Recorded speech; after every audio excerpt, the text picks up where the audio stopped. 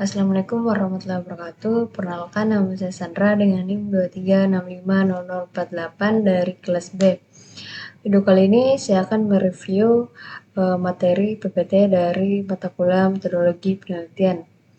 Nah, ini untuk materi di pertemuan pertama. Langsung saja, yang pertama itu pengertian metodologi penelitian. Metode, cara yang tepat melakukan sesuatu. Kemudian logos atau ilmu atau pengetahuan. Kemudian apa arti penelitian itu? Jawaban berbeda karena faktor yang melatar belakangi seorang peneliti. Penelitian berasal dari kata Inggris atau research. Kemudian research itu sendiri berasal dari kata re yang berarti kembali dan to search yang berarti mencari. Dan demikian arti sebenarnya dari search adalah mencari kembali.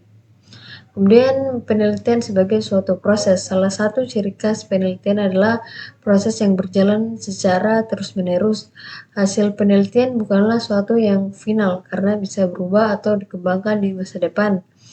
Kemudian hasil penelitian seseorang harus tunduk pada penelitian orang lain yang datang belakangan. Kemudian proyek penelitian dari awal sampai akhir merupakan proses.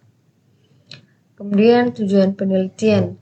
Penelitian adalah art dan sains guna mencari jawaban terhadap suatu permasalahan.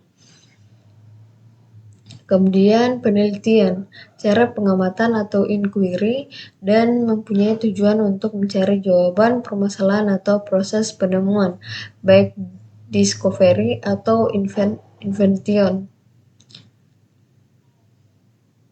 Kemudian penelitian, proses ilmiah yang mencakup sifat formal dan intensif. Kemudian penelitian menurut Kallinger 1986, proses penemuan yang mempunyai karakteristik sistematis, terkontrol, empiris, dan mendasarkan pada teori dan hipotesis.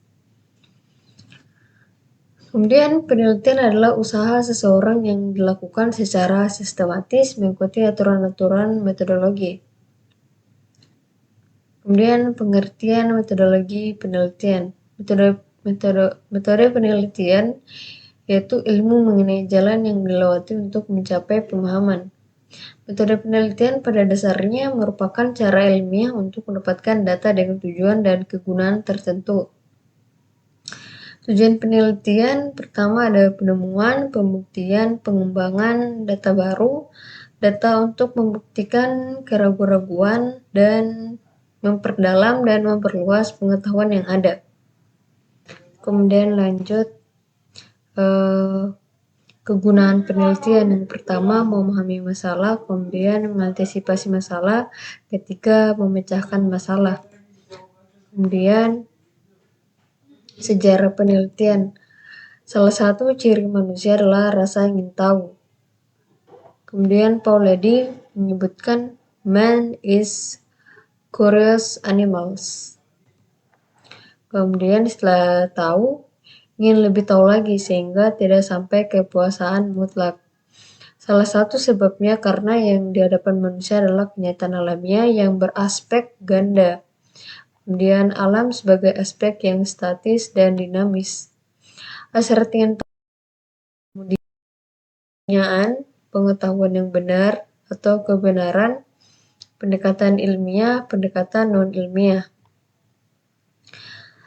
Pendekatan ilmiah dan non-ilmiah. Kriteria metode ilmiah pertama berdasarkan fakta, kedua bebas dari prasangka, ketiga menggunakan prinsip analisis, keempat menggunakan hipotesis, kelima menggunakan ukuran objektif, keenam menggunakan teknik kuantifikasi. Beberapa langkah dalam metode ilmiah. Pertama, merumuskan serta mendefinisikan masalah, mengadakan studi kepustakaan, menentukan model untuk menguji hipotesis, mengumpulkan data, menyusun, menganalisis, dan memberikan interpretasi, membuat generalisasi dan kesimpulan, membuat laporan ilmiah. Kemudian asumsi dan batasan dalam metode ilmiah. Pertama, terdapatnya keraturan atau regularity dan aturan atau order. dan urutan atau order. Terjadinya suatu kejadian selalu ada kaitannya dengan dan tergantung dengan kejadian lain yang mendahulunya.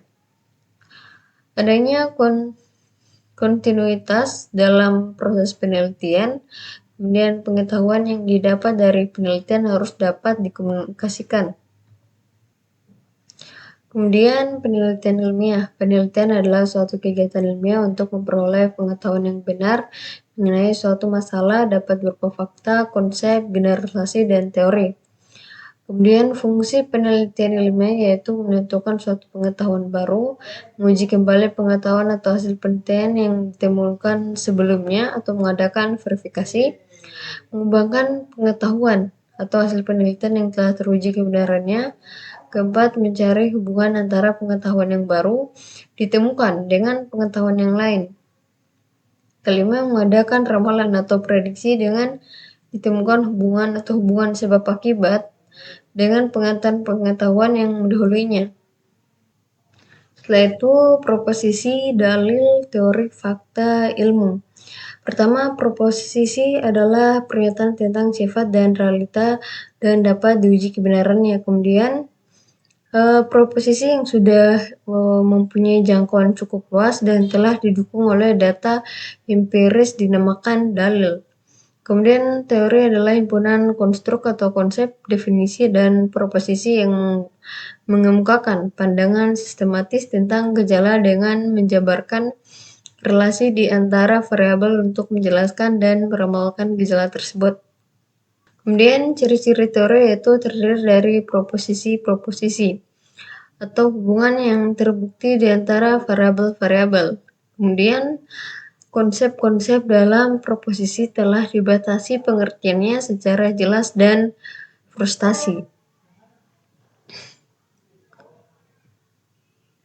Kemudian pendekatan non-ilmiah. Pendekatan non-ilmiah adalah cara memperoleh pengetahuan atau memahami suatu fenomena tanpa menggunakan metode ilmiah yang biasanya tidak didasarkan pada observasi sistematis, logika yang kuat, atau pembuktian yang objektif.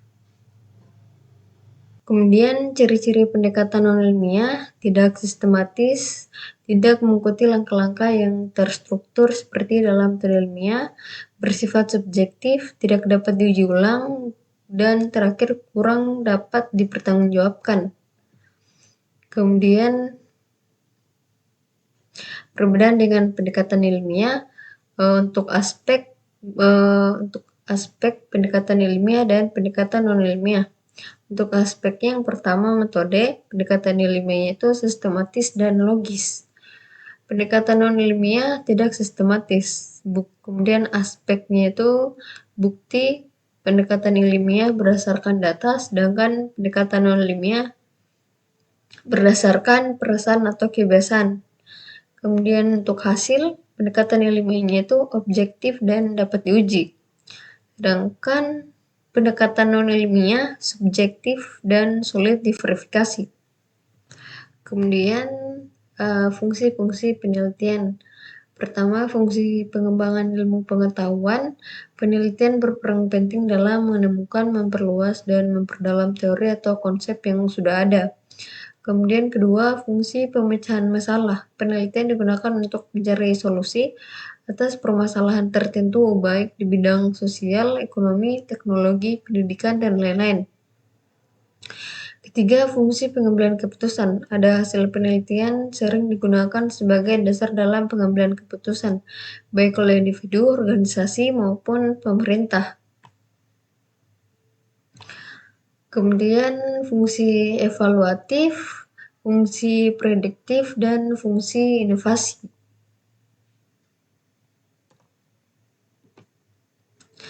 Mungkin itu saja yang bisa saya review. Sekian, terima kasih. Wassalamualaikum warahmatullahi wabarakatuh.